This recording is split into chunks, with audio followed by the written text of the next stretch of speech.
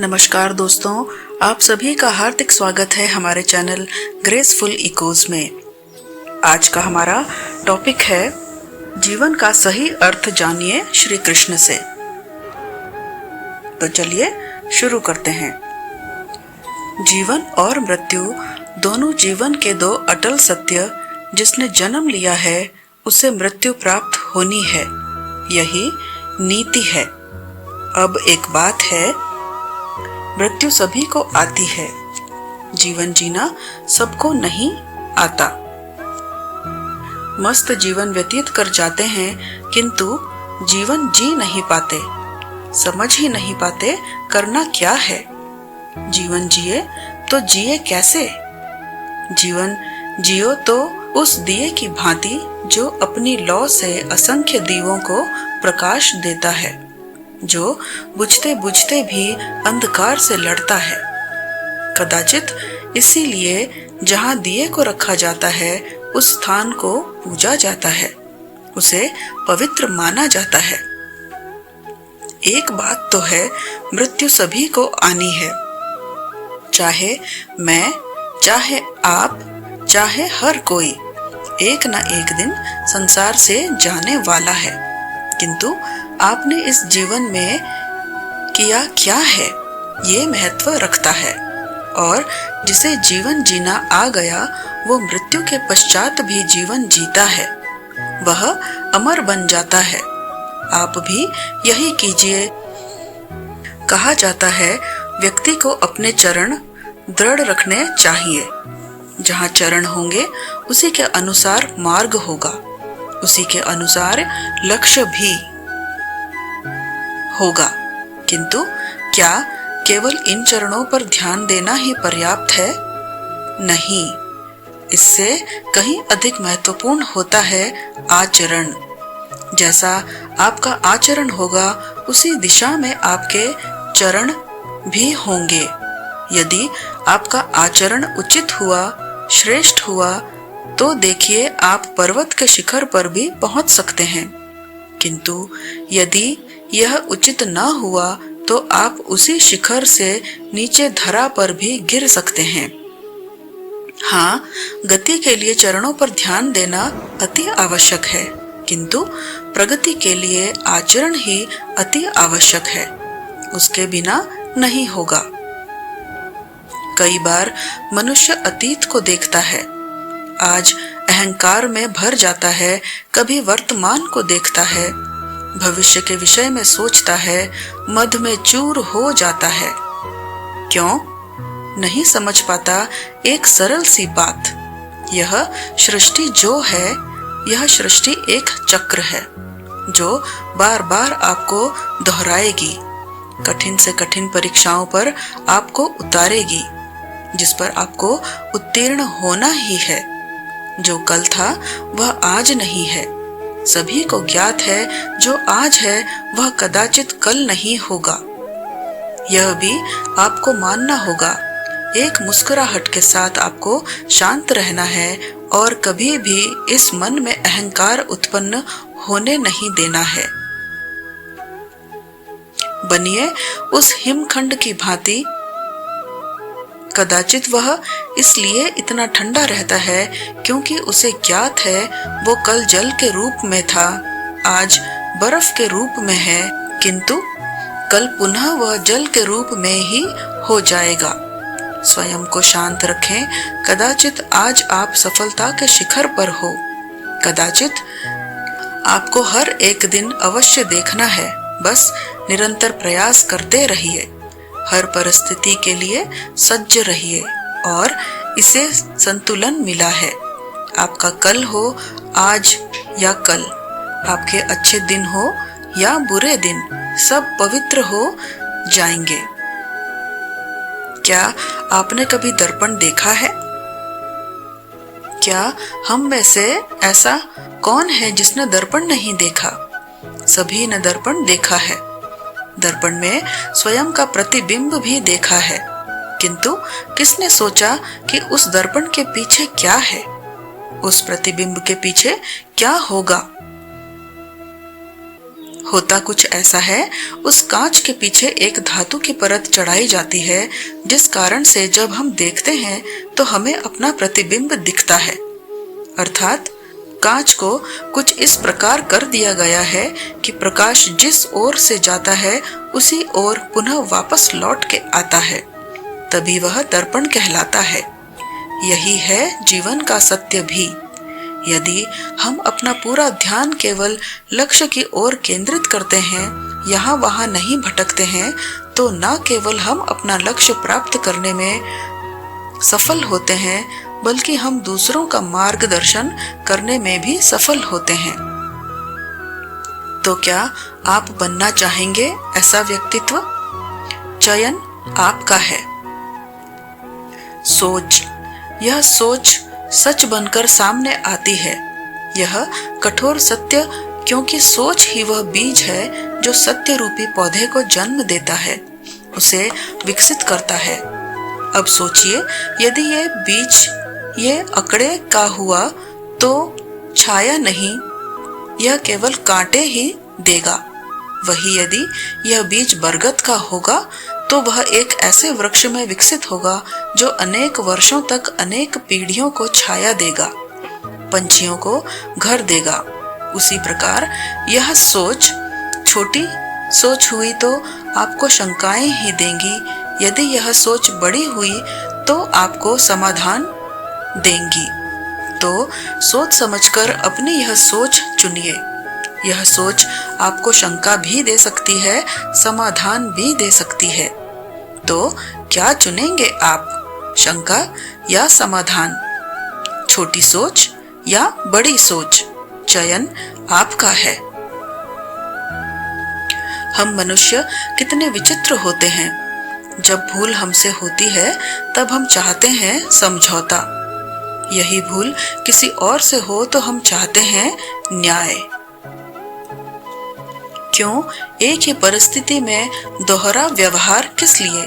देखिए, यदि समझौता न्याय, प्रतिकार या प्रतिघात के स्थान पर हम केवल प्रेम से भर दें तो हमें न समझौते की आवश्यकता होगी न न्याय की आकांक्षा होगी।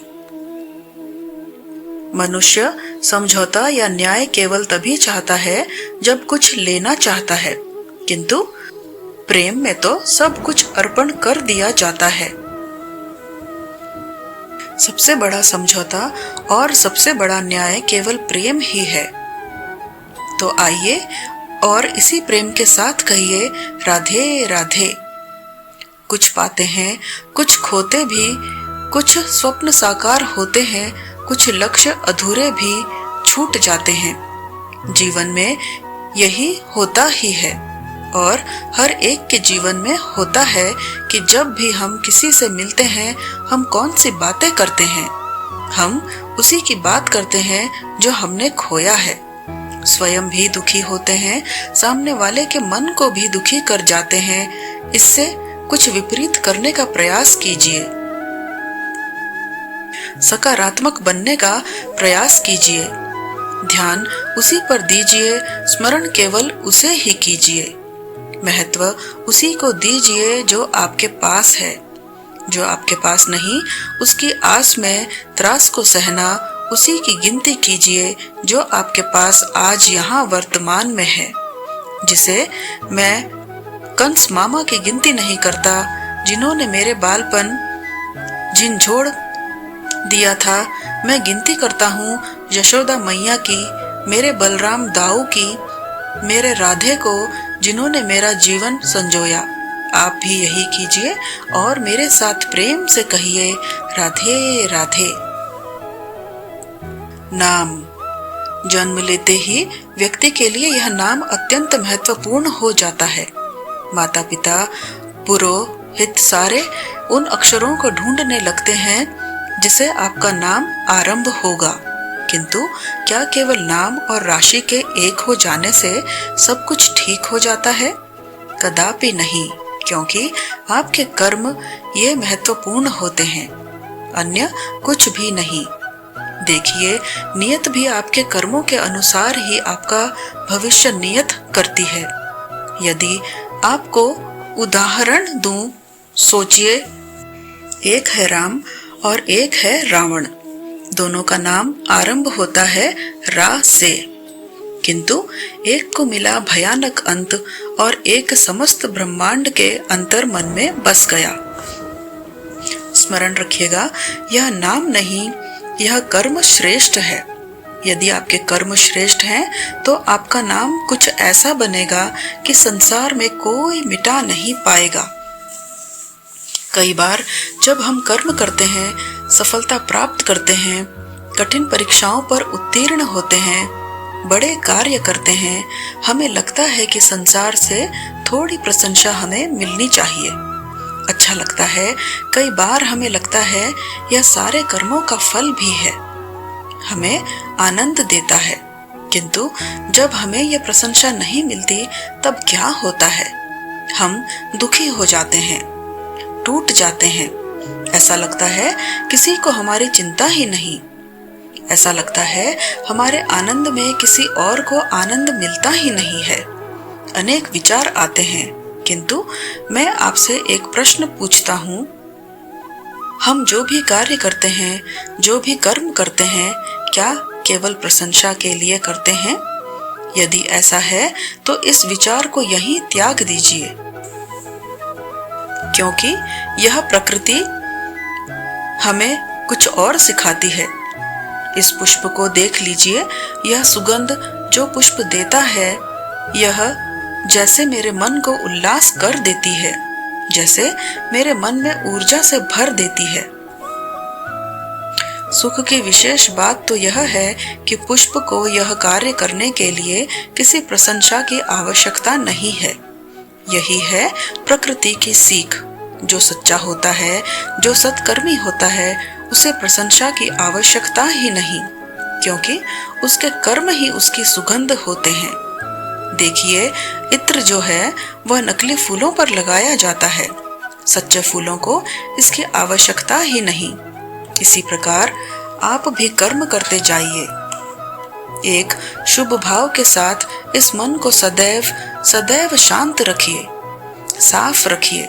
ऐसा करोगे तो आपके कर्म इस प्रकार सुगंधित होंगे कि आपके जीवन में केवल और केवल आनंद ही होगा। संसार में ऐसा कोई पर्वत नहीं जो इतना ऊंचा हो कि मनुष्य उसके शिखर तक पहुंच ना पाए, उसे लांघ ना सके। इस संसार में ऐसा कोई सागर नहीं जो इतना गहरा हो कि मनुष्य उसके तले को छूकर पुनः लौट कर आ सके। एक छोटी सी बूंद पर्वत के शिखर पर पिघलकर बहने लगती है और देखते ही देखते वह महानदी गंगा में परिवर्तित हो जाती है। कारण क्या है? कारण है प्रयास, प्रारब्ध। नहीं, यह प्रयास ही निश्चित करते हैं आपका प्रारब्ध क्या होगा। यह सारा खेल प्रयास और प्रारब्ध का ही है। आपके जैसे प्रयास होंगे वैसा प्रारब्ध आपका होगा। यदि आपके प्रयास से ऊंचे हो तो प्रारब्ध को तो आपके समक्ष झुकना ही है। होली के त्योहार पर रंगों से खेलता है यह सारा संसार, पर क्या इन रंगों का सार यह संसार समझता है? कभी देखिए, एक चिंतित मुख केवल रंग का स्पर्श पाकर ही आनंदित हो जाता है। होली पर हम क्या करते हैं? पुराने को भस्म करते हैं और नवधान का स्वागत करते हैं। शिशिर समापन कर एक सौंधी, एक नई ऋतु का स्वागत करते हैं। चिंताओं को भस्म कर आशाओं का नया रंग स्वयं पर चढ़ाना, स्वयं को आनंदित करना, यही तो है होली। अब होली की एक बात है, दो रंग एक साथ नहीं चढ़ सकते। एक रंग उतरेगा तो ही दूसरा चढ़ेगा। और एक प्रश्न भी है, कौन सा रंग उतारा जाए और कौन सा रंग चढ़ाया जाए? आपको उदाहरण दूं, लोभ का यह रंग, यह जब तक चढ़ा रहेगा आनंद का रंग नहीं चढ़ सकता। जो हुआ द्वारका वासियों और श्यामक मण के मध्य भ्रम का यह रंग जब तक चढ़ा रहेगा सत्य नहीं चढ़ सकता। जो हुआ रुक्मणी के साथ और ईर्ष्या का यह रंग जब तक चढ़ा रहेगा प्रेम का रंग चढ़ ही नहीं सकता, जो होता है आपके मेरे हम सब के साथ। तो आइए साथ मिलकर होली मनाते हैं। इन सब पर हम विजय प्राप्त करते हैं, अंधकार पर, प्रकाश पर, परम पर, सत्य का, ईर्ष्या पर, प्रेम का और लोभ पर आनंद का। यह सुंदर सा रंग चढ़ाते शत्रुता, घृणा, ईर्ष्या इन सब का त्याग करते हैं और सबका सखा बन जाते हैं और प्रेम से कहते हैं होली है। संसार में कई बार ऐसा होता है, हम बड़ी समस्या में होते हैं, विपदा में होते हैं और वह जो हमारे समीप होते हैं, हमारे अपने होते हैं, वह हमारा त्याग कर चले जाते हैं। हम ऐसे में दुखी हो जाते हैं, निराश हो जाते हैं, फिर स्वयं चलकर उस समस्या से बाहर आते ही अब परिस्थिति चाहे जो भी हो, वह लोग जिन्होंने ऐसे समय पर आपका त्याग किया, उनसे क्रोधित होना, उनसे रुष्ट होना यह अनुचित है। मैं तो कहता हूँ उनका धन्यवाद करो कि उन्होंने ऐसे समय पर आपका साथ छोड़ा जब आपको उनकी सबसे अधिक आवश्यकता थी, क्योंकि या तो उनको विश्वास था कि आप स्वयं इस विपदा से बाहर चलकर आएंगे, या तो उनके त्याग के कारण आपने स्वयं का प्रोत्साहन बढ़ाया, स्वयं की शक्ति बढ़ाई और स्वयं उस आग से चलकर बाहर आए। अपने बुरे समय को आपने अपना अच्छा समय बनाया। अंत में आप और शक्तिशाली हो जाते हैं और श्रेष्ठ हो जाते हैं, और यही तो आपकी विजय है, जिसका कारण है उनका साथ छोड़ना। तो उन्हें धन्यवाद कहिए और कृतज्ञ रहिए। न धन किसी के लिए मोह है तो किसी के लिए मान, किसी के लिए भाग्य है तो किसी के लिए कर्मों की इच्छा है। देखा जाए तो यह धन कहीं न कहीं मनुष्य के लिए अत्यंत आवश्यक भी, और इसलिए मनुष्य जो है अपना समस्त जीवन व्यतीत करता है इस धन को अर्जित करने के लिए। अनेक मनुष्य ऐसे भी होते हैं जिनका समस्त जीवन इसी धन में बीत जाता है। हर एक मनुष्य प्रयास करता है कि वह धनी बने, अधिक से अधिक धन अर्जित कर सके, संपन्न बने, और ऐसा क्यों ना बना रहे, क्योंकि यही एक वस्तु है जो आदा प्रदा व्यवहार में काम आती है। प्रयास हर मनुष्य करता है धन अर्जित करने का, हर मनुष्य नहीं कर पाता। कारण यह कि मनुष्य सोचता है मेरे पास कुछ धन आ जाए तो मैं कुछ करके दिखाऊं। धन सोचता है कि मनुष्य कुछ करके दिखाए तो मैं उसके पास आऊं। इसलिए करके दिखाइए, ऐसे श्रेष्ठ कर्म कीजिए कि धन स्वयं आपके पीछे भागने लगे। आप यदि धन के पीछे भागोगे तो आप अपना संतोष खो देंगे, कि यदि यही धन आपके पीछे भागने लगे तो आप महान कहलाओगे। इसलिए कर्म कीजिए, श्रेष्ठ कर्म कीजिए। ये धन तो फल स्वरूप आपके पीछे आएगा ही। जीवन क्या है? यह जीवन, यह प्रश्न सबके मन में आता है। सबका मन इसी प्रश्न से चिंतित रहता है, क्या है यह जीवन? इसका उद्देश्य क्या है? करें क्या है इस जीवन में? क्या यह जीवन कुछ पाना है या यह जीवन कुछ खोना है? जीवन वो है जहां हमें परमात्मा के पीछे जाना है, या हमें स्वयं को अपने सपनों के पीछे दौड़ाना है। क्या है यह जीवन? यह जीवन अत्यंत सरल है, एक शांत जल की भांति है, एक दर्पण की भांति है। ये जीवन है ठीक एक दर्पण की भांति। दर्पण क्या करता है? आपको वही दिखाता है जो आप करते हैं।